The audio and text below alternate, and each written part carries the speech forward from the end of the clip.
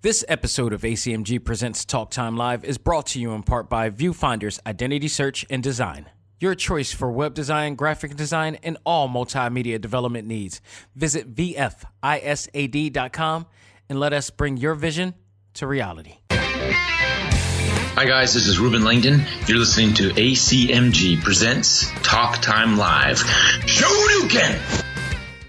This week, we check out the return of Platinum Games' Wonderful 101 Remastered on the Nintendo Switch, plus news on PlayStation 5, Ultra Instinct Goku makes it to Dragon Ball FighterZ, and The Oldest Gamer makes it on the Guinness World Records list, and we're going to talk about our next Talk Time Live exclusive guest. All this and more this week as ACMG presents Talk Time Live Extra Select Start. Welcome to the show to give you all the news, views, and opinions in the world of gaming. This is ACMG presents Talk Time Live Extras Select Start with your host, Xavier Josiah.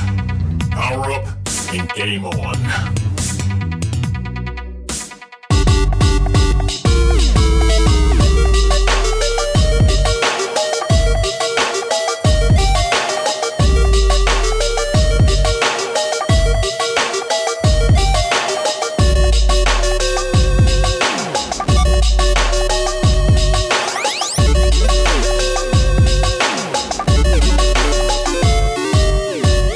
All right, folks, I gotta say, it's really great to have some gaming news going on. It means the motions is still going on in the world of our favorite fandom and industry.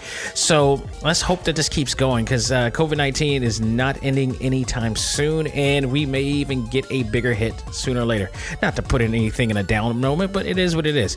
But let's start this by celebrating the world's oldest gamer.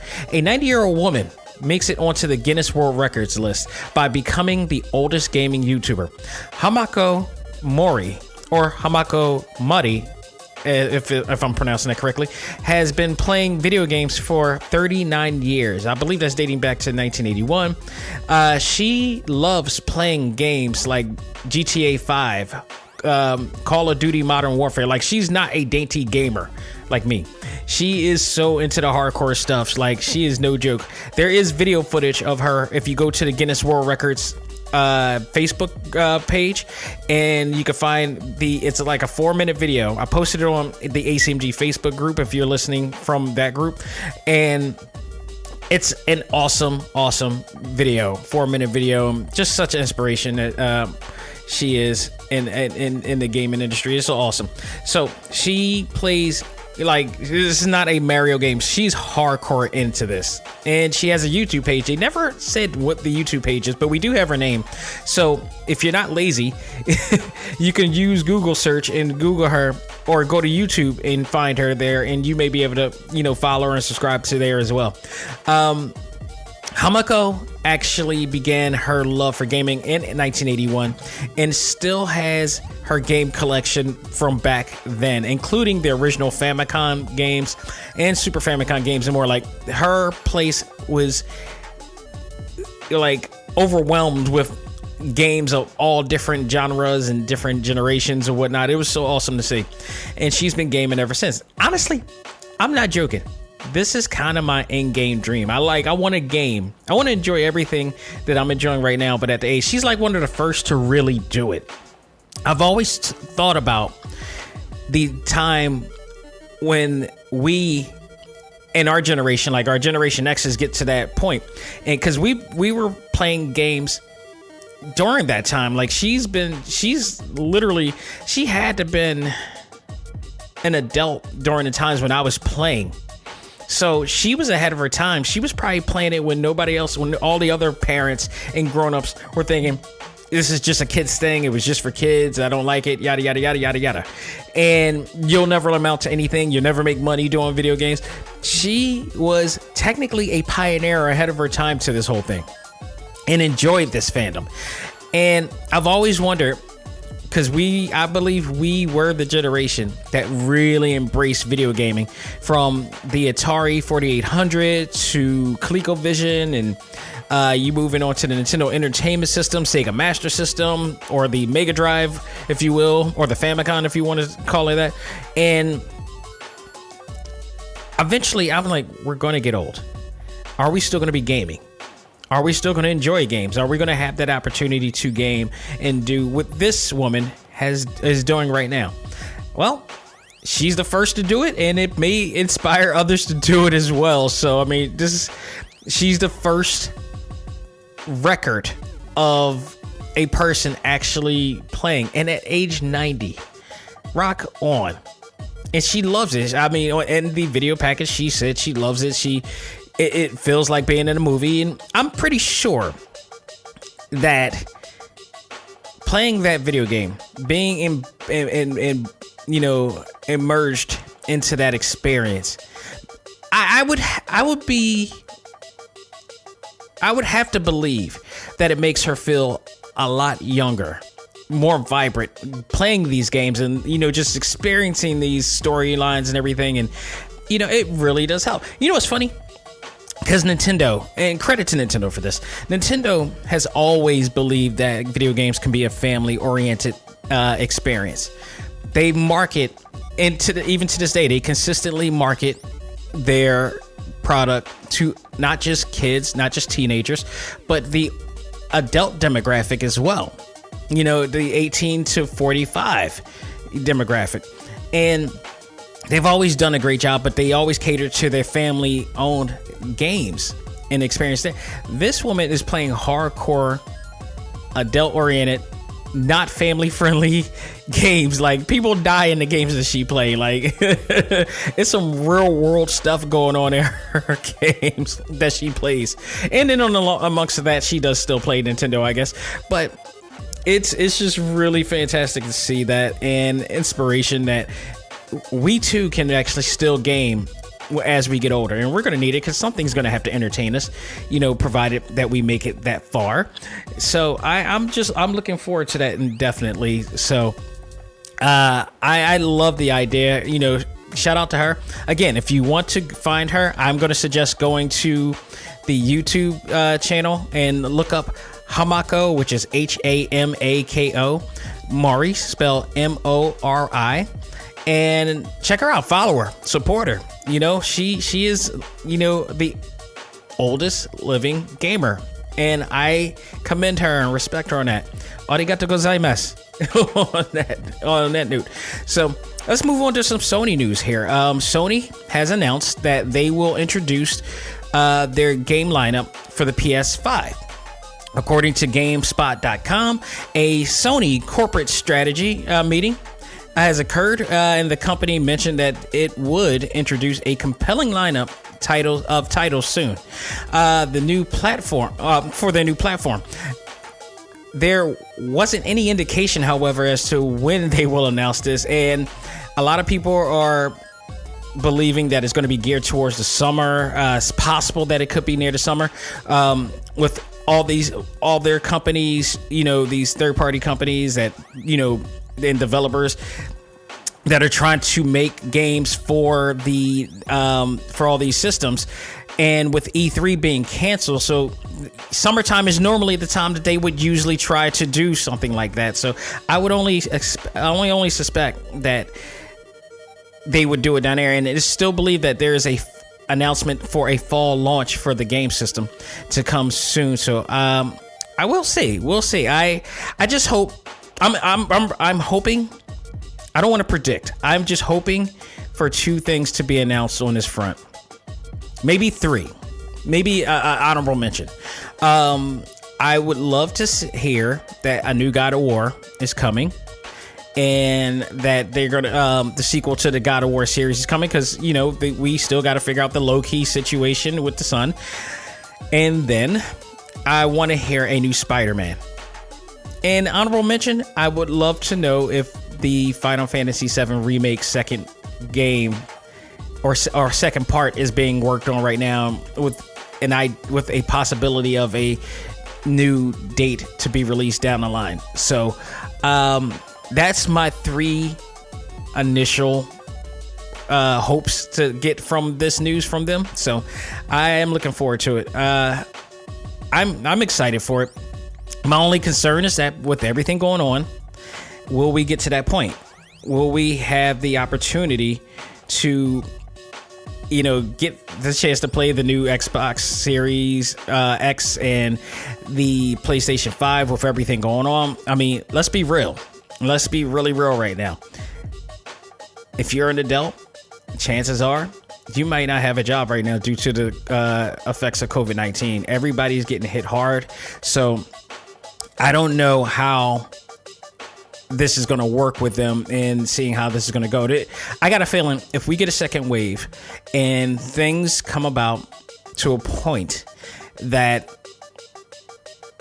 more jobs are going to be lost and more unemployment is going to be filed. There's over like 2.2 million applications that were submitted for unemployment this month.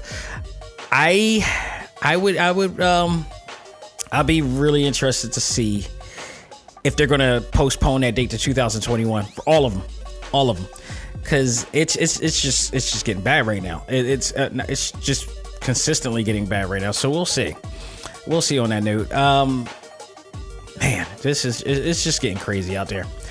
But let's keep hope. Let's see what happens. Anything can happen from now and then, but let's just keep faith and keep safe while we're doing it.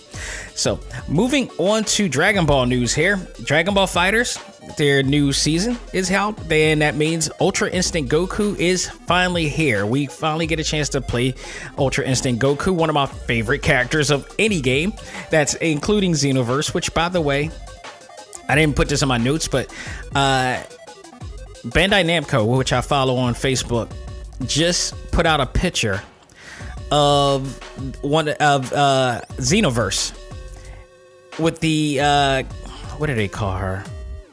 I forgot. The something of time. I forgot her name, but they actually put out as if she was a new character, and it was obviously Xenoverse. So it looks like we possibly may be getting some new Xenoverse content coming soon, which is awesome because that game is like yay old now, and they're still coming out with ongoing content for that. So I do expect it. I just checked out, and just to make sure that it wasn't already out, I checked on. I want to see. Keep thinking in my head the Ocarina of Time. It's not. It's I forgot the name that they call her on the game, but I didn't realize that Android 23 from Dragon Ball FighterZ was in Xenoverse 2. I don't know when that update came in, but it's been a while since I played Xenoverse 2, but she's on there. Android 23, which was like the main boss on FighterZ, and now she is a character on everything now. Like, she's officially in the universe. She's on Kakarot. She is on Super Dragon Ball Heroes World Missions, and she's on Xenoverse too. So they officially brought her into the universe. I really believe that this may be that she is canon rather to the video game universe. I don't know how canon she is to the actual manga or whatnot. That's going to be interesting. I got to go and check that out as well. So, that'll definitely be interesting there. But Ultra Instinct Goku is officially one of my favorite characters of all the 40 characters that are in the game so far, with I believe 4 or 5 more waiting to come in. Ultra Instinct Goku is equipped with a bunch of earth-shattering power moves, such as the downward Kamehameha wave, the autonomous fist, which is like a Mach speed run. Like, he just comes at you on Mach speed. If he connects with you, he swiftly, in like rapid speed, like earth-shattering speed, comes back and hits you and goes right behind you, resulting in multiple unseen hits to the body. It's awesome. It's blinding speed. Even his like special attack, if you just hit the I think it's the B button on is the B button or the X button on the PlayStation 4. If you hit the regular attack button, he lets out a punch which like uses the velocity of air as a projectile. He's that damn powerful. The Shining Soul, which is 2 energy balls thrown from east to west. Then you got your ultra moves, which is called Accelerating Battle Spirit, which you pull off in the air, which has Goku doing an instant transmission from one side to the other, and unleashing a raging Kamehameha wave at you. If you hold the R button down, the shoulder button down, you can follow up with like soaring flying Superman punch to finish your opponent off for extra damage in air. So you got guided impulse, which is like a defensive finisher, creating a cool sequence where Goku flips you into the air as he instants transmission to the air, meeting you to beat you down. So you got that, but the there's also the Silver Dragon Flash, which is possibly the most insane dramatic finisher of all. In this one, this has Goku like burst out into like a rush of flying strikes coming from all angles of the screen and leading into a planet-destroying Kamehameha wave that he shoots into the air instead of the ground, because he would damn sure destroy the Earth or the world doing so. So he is an awesome addition. I haven't used him to his totality, but I'm guarantee you a professional elite gamer can have an insane amount of gameplay with him. And I've seen some moves in there that can definitely be used as great strategy, like dodging moves or whatnot. That can be used as great strategy to maneuver over particular opponents. He's definitely battle tested ready. I would love to see a E-League professional fighting gamer to actually use him, and I would love to see how they use him, because I think they would just go crazy on him or somebody. So he's out. Go ahead and check it out. I'm telling you, it's worth it. It's awesome. I tell you this, with Mortal Kombat coming out next week with their new Aftermath game. And by the way, if you haven't seen the latest video yet, they have two new videos. One which uses Kendrick Lamar's Kendrick Lamar's song, award-winning hit DNA on air, which is awesome. They also have, what is the other one? They have the one that shows all of the friendships moves that each character does, and it's hilarious. And they have the song "Why Can't We Be Friends" in the background. It is hilarious. I love what they're doing. I think NetherRealm may be changing the game here, because with the fact that they are giving us a second story mode, it kind of puts other game companies on the forefront of saying, okay, look what NetherRealm's doing. You got to do more. What do you got for them, for the money that you're charging us for these other season passes and everything? Because not only, I think, was it like $39.99 for that game? Not only are you getting a whole new story mode, but you're also getting new characters that are coming down the line, as well as RoboCop to start it off. So, yeah, it's and some skins, and some new skins as well.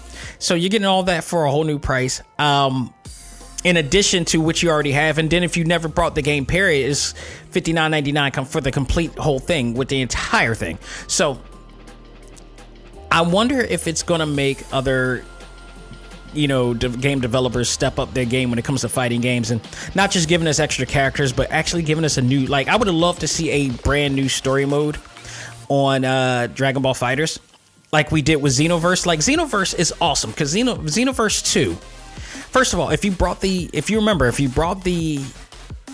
Switch version, they give you the entire first game story mode. And then along the lines, they also give you the second story.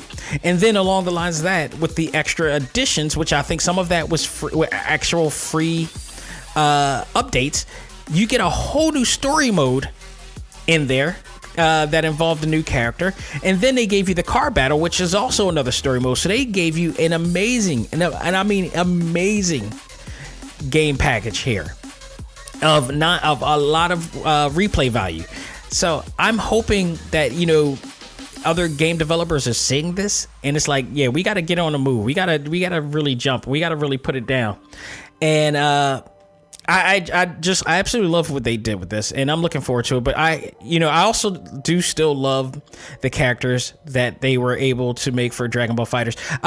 I do also want to point out that you got to play the dramatic battles with Super Saiyan Goku Blue versus Kefla. It is so awesome. It is really, really so awesome to play. I haven't seen one with Ultra Instinct Goku. I'm hoping that there's a dramatic finish for him and Jaren, because it just has to be. It has to be in some form or fashion. Nothing has been said or unlocked as of right now. I haven't found anything, but it could possibly happen from there. So, Dragon Ball FighterZ still making it work. Still making it work, man. Retro Mania Wrestling news. Retrosoft Games has announced the final 2 wrestlers to appear in Retro Mania Wrestling. And it is in the form of the former Zack Ryder, which is Matt Cardona, and Kurt Hawkins, Brian Myers, also I believe known as the Major Brothers. So, they were released from WWE, much like tons of other people. One of the reasons why I can't mess with that company anymore, and if you're a wrestling fan who quote unquote cares about your wrestlers, that's a whole nother story. I'm not even gonna go there, but like I can't mess with WWE right now. That's a whole nother podcast right there. Yeah, I stopped kicking it with them ages ago, but I feel bad for the talent that deserves to get the attention that they do. But they're more. Vince McMahon is morally wrong, and especially if you've seen the dark side of the ring, not just the recent Owen Hart episode, but the entire second season of Dark Side of the Ring, plus all the stuff that you knew beforehand. That dude is as bad as our beloved president. I'm just saying. They are best friends after all, and they do have some similar personality traits if you really analyze the both of them, especially when it comes to doing press conferences. It's really funny and amazing how those two are so alike. But I digress. The former Major Brothers are now in Retromania Wrestling. They will be among other popular wrestlers such as Colt Cabana, Zack Sabre Jr. from New Japan Pro Wrestling, the Road Warriors, the legendary Road Warriors, Jeff Cobb, Warhorse, which was a fan favorite indie wrestler that everybody voted on, and Nikita Koloff, the Russian Nightmare. Love it. Who is making his second appearance in a video game. The first time was Legends of Wrestling, that piece of crap. And I believe that this is going to do him much justice here. In addition to this, they have added the arenas for based on Pro Wrestling Tees, which is a very famous pro wrestling franchise that makes t-shirts for all of the wrestlers outside of WWE. So it's an awesome thing. And Mike Herman is doing a damn sure good thing. I'm looking forward to everything that's coming in. It looks like everything's still a go in July, and I'm ready to play this game. I am so ready to play this game. It looks like they're getting better and better, and it's improving more. And he hasn't mentioned any hiccups with it yet. So it looks like it's getting close. This is May. This is almost getting to June, so we're about almost a little over a month away with that game. So I'm looking forward to it, and looking forward to talking with all of them about the aftermath of all this. So that's pretty much it, folks. That will do it for this segment's news. We're going to take a break, come back, and when I do, I'm going to review the Wonderful 101 Remastered for the Nintendo Switch. How much did I like this, and how long have I been waiting to play this? We'll find out right after this.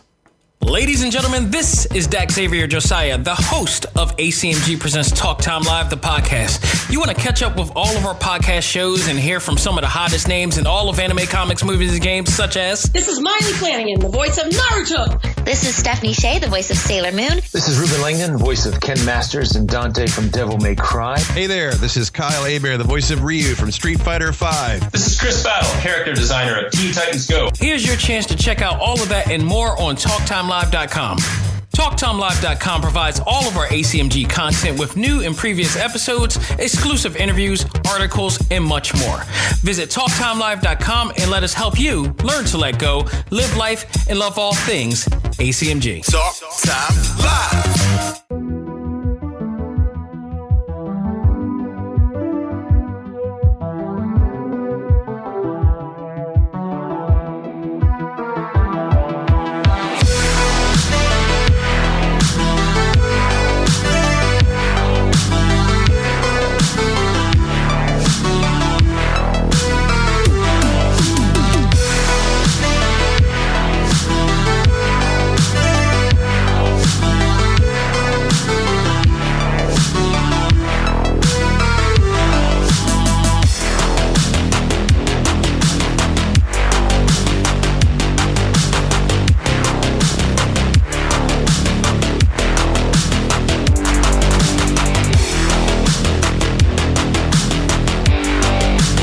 folks, we are back with our final stage review, and it is my review. Actually, it's my pleasure to review Wonderful 101 Remastered. Platinum Games cult classic, I might say. It is a cult classic. Only a few people got to play it. It was home exclusively to Nintendo Wii U at one point, and due to the lack of sales, it didn't happen. So now it is on the Nintendo Switch and I believe PlayStation 4. So it is now here for us to play in all its glory. This is from the mind of director Hideki Kamiya. And if you recognize the name, he's worked on a lot of great other cult and popular titles, such as Beautiful Joe. I'm about to say Samurai Showdown. That's not it. That is not it. Resident Evil, Devil May Cry, and action-packed titles like he's been a part of. I'm not sure if he was exclusively a part of these games in particular. But he's with Platinum Games, and Platinum Games is known for Transformers Devastation. Bayonetta is his baby. The Teenage Mutant Ninja Turtles game that came out, Legend of Korra, I believe, is from Platinum Games. So he is a long line of a bunch of games, including last year's award-winning Astral Change, which you guys knew I love that game. I was so psyched to play that game, and it was everything I wanted to be and more. I need to go back and play that game. It was just so much fun.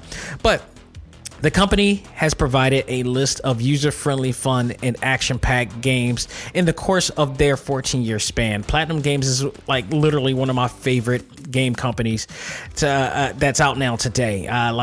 I heart for them the same way I did for Capcom and SNK and Namco before they became Bandai Namco and such like that.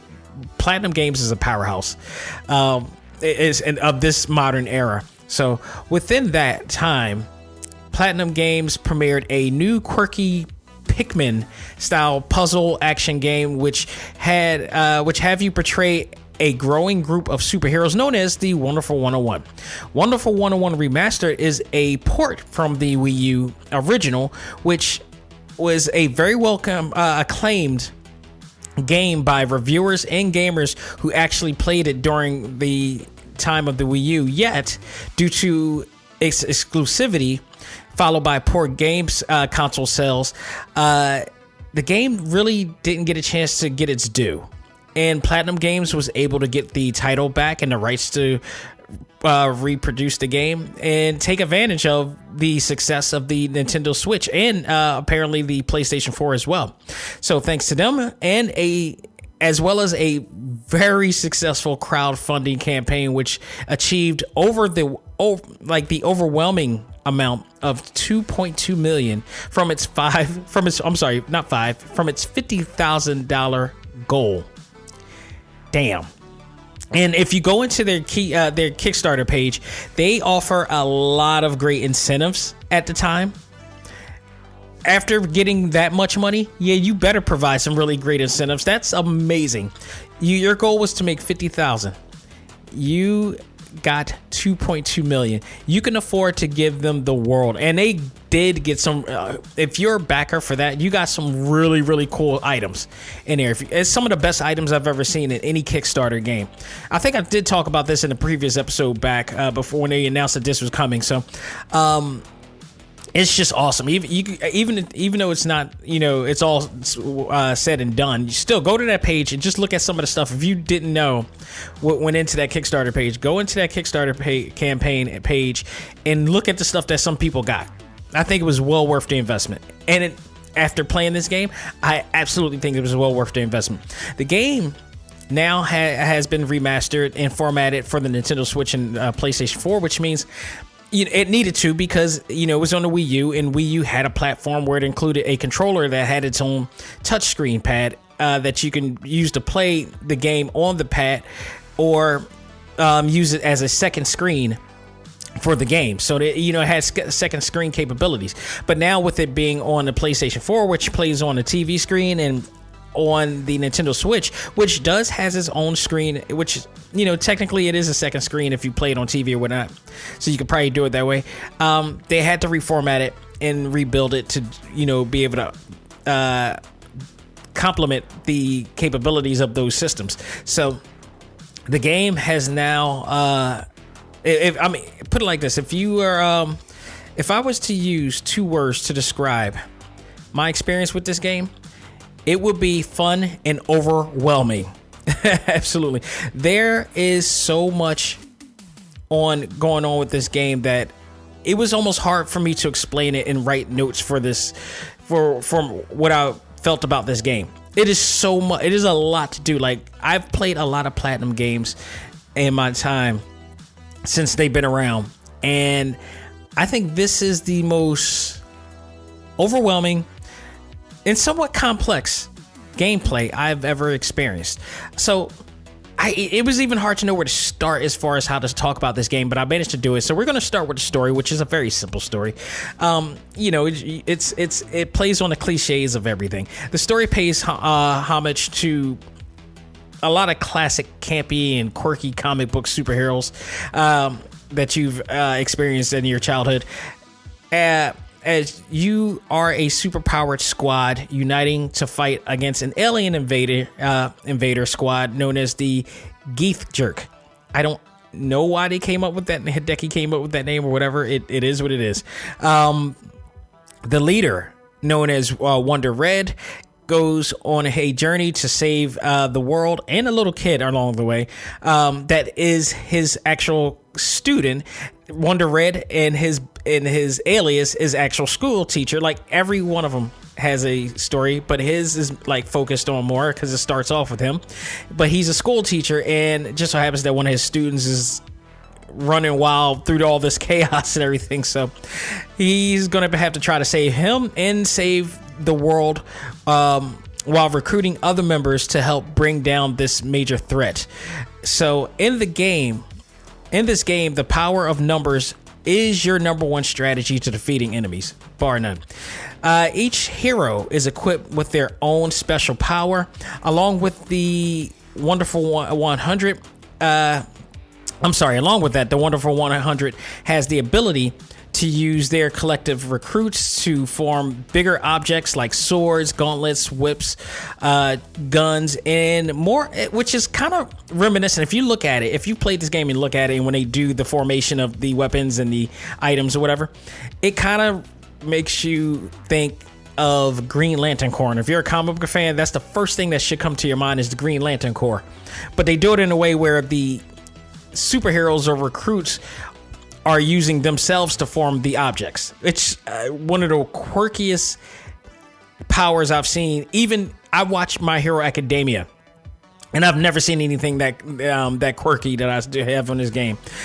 So while you don't always have your team with you, you will receive help from citizens that you save along the way, as you will recruit them to be like an interim team member. Which is funny. It's like one of the funniest things about this game, because normally in virtually every superhero story that you've ever read or watched on TV or whatever like that, or saw in a movie, the protagonist's job is to protect the innocent bystanders and prevent collateral damage in the city. Not in this game. They won't hesitate to use the community to help in the fight at all. And what's really interesting about that, I don't know what the ideal or philosophy that Hideki went into when he directed this game, but I would love to know more about that. Maybe I can research that, but it's almost like a hidden message telling gamers that you too can be a hero to help save the world. Well done, Kamiya-san. It's well done if that's the case, because when I looked at that and I played the game, I was like, you know what, yeah, they should be saved, but at the same time, what is stopping them to be a hero and help along with the heroes? I mean, they may, if they work together, they all share the same power. There may be a hidden powerful message within this game, and if not, I'm going to make it up that way. So this is kind of the way that we should be in the world right now, especially, I'm not going to say the now more than ever thing, because I hear it too much, but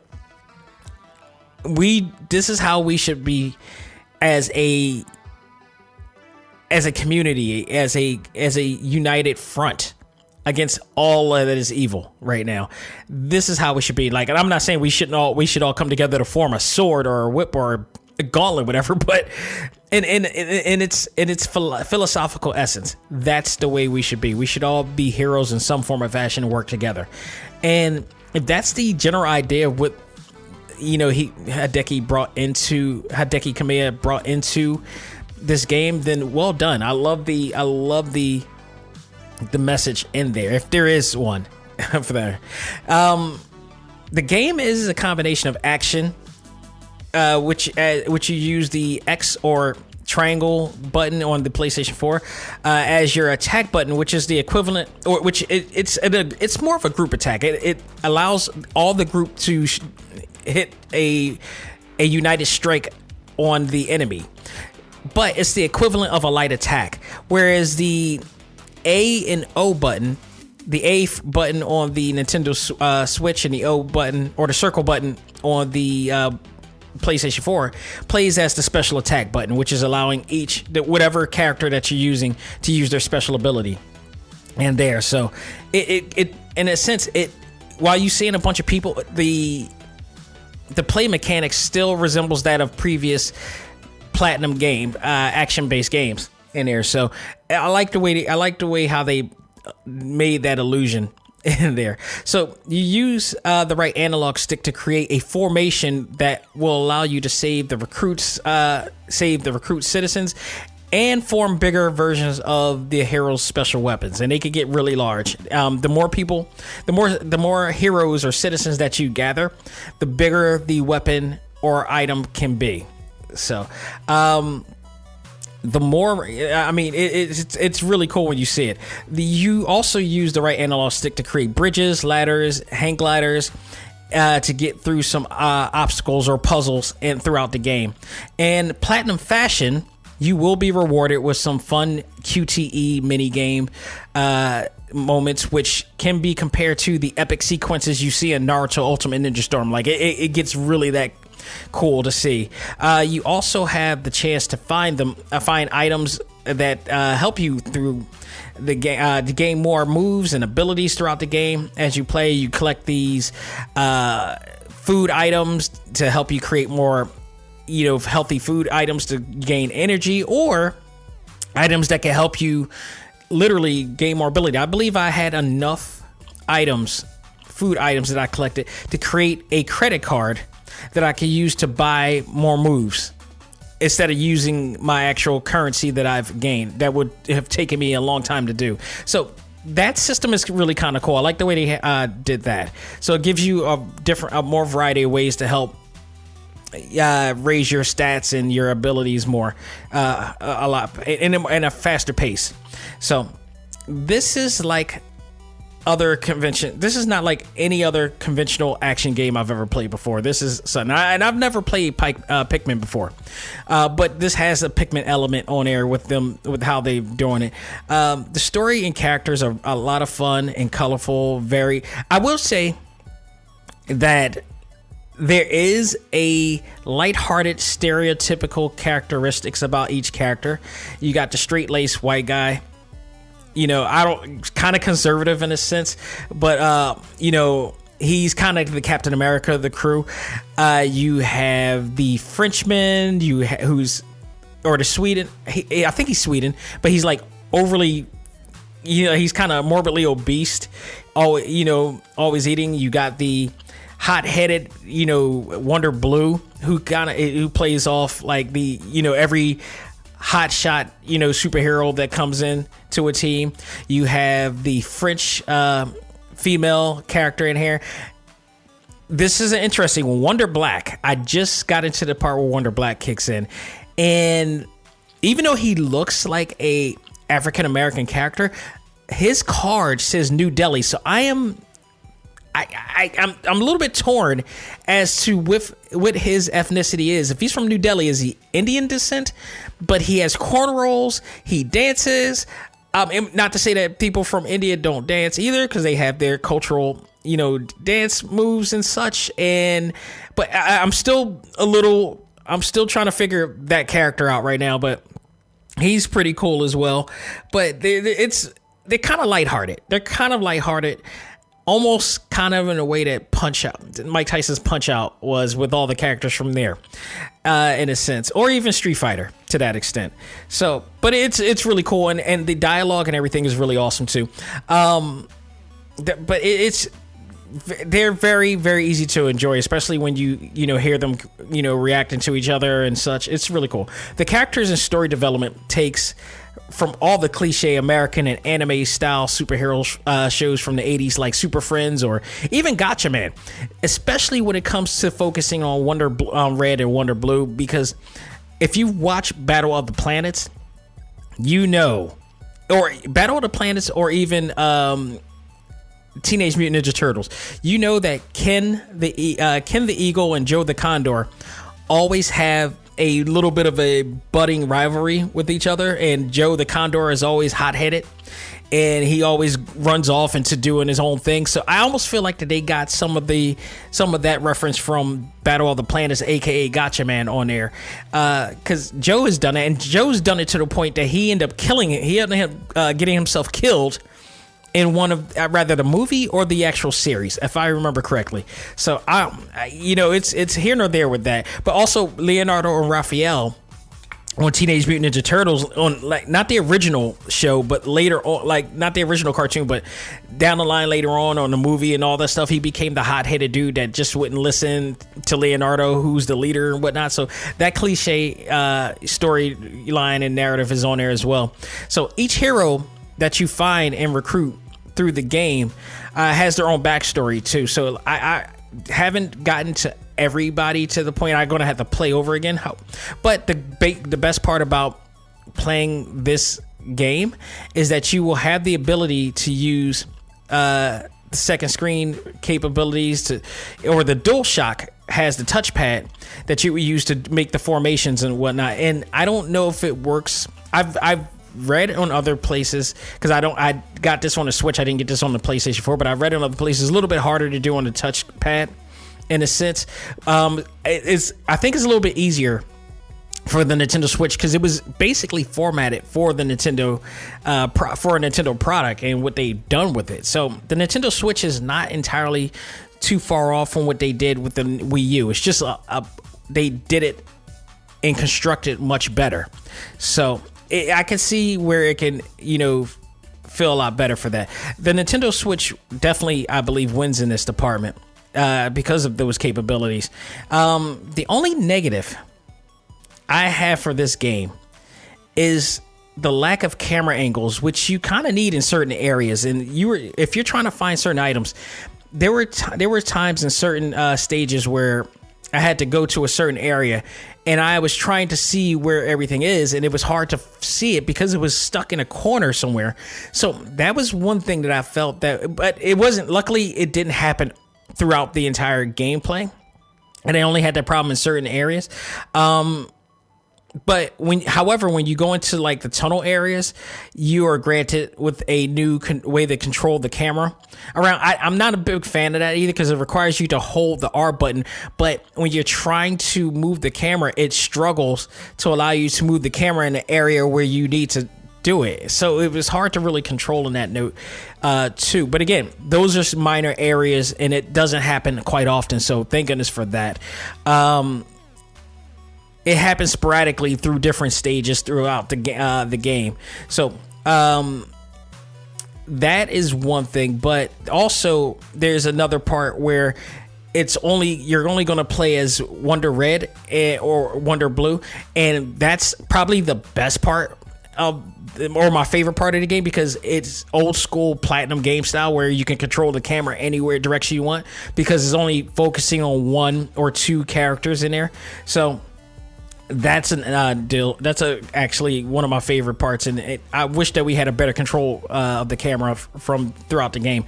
The other negative is that it does tend to leave you hanging with navigating through the game every once in a while. I find myself getting lost in a sense, or wondering where I need to go, and I think it's almost to a point that they want you to figure out what to do, and it's not as obvious as you would expect.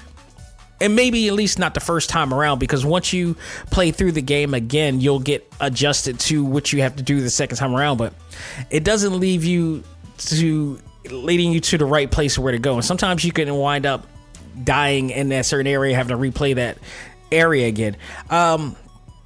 It would have helped if they would have had a map of some sort to of like notification of where you need to go, or some arrows leading to where to go, almost like in a sense of like a beat 'em up type of game format. So again, it both of those are kind of minor. It doesn't exactly take away from the game's overall experience, and overall, this game is a blast that only gets better as you play more and more of the game. It does take a bit of time to master and control, because it's just like I said, it's a lot to do. It is a lot to figure out with everything going on at the time. You're fighting these large scale enemies and trying to figure out what's the right hero to use during this situation, trying not to get hit while you're trying to make the formation of the weapons. It's not overly hard unless you wanted to, because they do give you from very easy to challenging difficulty levels in here, so that's a relief at best. So, but overall, it's really cool. While it could have used a little bit more added options to help with the fluidity of the game, it doesn't take away from the game at all. Wonderful 101 has proven to be everything that gamers of the Wii U said it was, and more, in my opinion. So if you are a fan of Platinum Games like I am, and the vision of Hideki Kamiya and the games that he's played before, he's directed before, and as well as this one, you need to add this to your collection. I truly believe, while it's not the greatest game I've played, and now let alone not my favorite Platinum game that I've played of all the Platinum games that I've played, I still have a higher list. This still would go, I think, just for innovation alone, this can probably go in a higher part of top 10 with me as far as Platinum games. But as for itself on its own, I would give it, if I give it a grade, it's going to be a B+. Definitely a strong B+ at that. It's a game with some really good replay value, but there is some things that I would love for them to tweak up and work on and add on for that. So there you have it there, folks. That will do it for this edition of Select Start. I hope you guys enjoyed it. I hope I was able to give you some time and some things to focus on and to help entertain you through these times. So this Sunday, I have actually got a chance to watch the movie that I was trying to avoid for quite some time. So I will be reviewing Valiant Comics movie Bloodshot, starring Vin Diesel. And be interesting to talk about that movie. It's managed to see some interesting things from that. So I am looking forward to talking about that, as well as a lot of news going on in the world of our favorite fandoms, including what's going on in the DC front. A lot of DC movie and TV show comic news that came out this week that we're going to focus on. You probably already know what it is, but we're going to talk about that further this Sunday.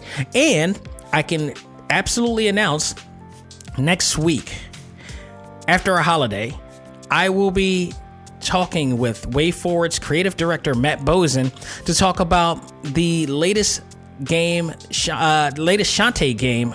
If you're a fan of WayForward and a fan of the Shantae series, Shantae, the Half Genie Hero, they are not only celebrating their 30-year anniversary at WayForward, but they are also doing so by coming out with the new game, Shantae and the Seven Sirens. So I am so excited to talk about that, because I believe through the iOS and then later on through Nintendo, and I believe I played from Nintendo and then PlayStation Vita at one point, I became a big fan of the Shantae series. There's so much to love about that series. If you're a fan of like 2D side-scrolling platformers, you gotta play this game, and what they've done with this series, so beautiful, beautifully drawn, beautifully designed, everything. It's just awesome. And they're coming out with their latest sequel to the series, Shantae and the Seven Sirens, which is coming out this week. I believe the 28th is coming out.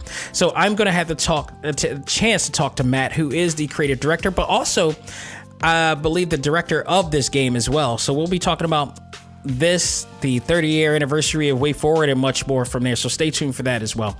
Folks, again, you can always get this episode and every one of our episodes on TalkTimeLive.com. You can check out all of our exclusive interviews on that page through our exclusives page, or you can type in TalkTimeLive.com/exclusives there.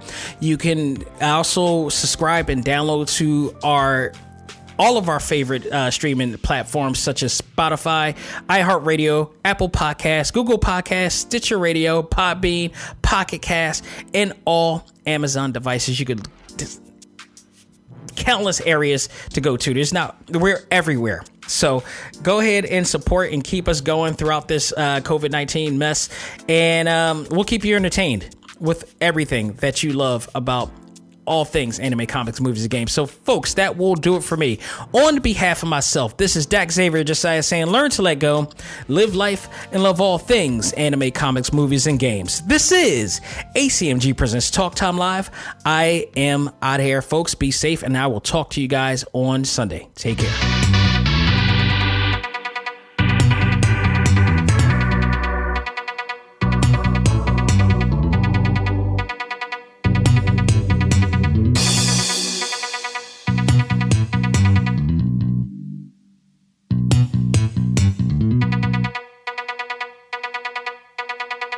Music for this episode is provided by Game Chops. Check out these great chiptune tracks and more at music.gamechops.com.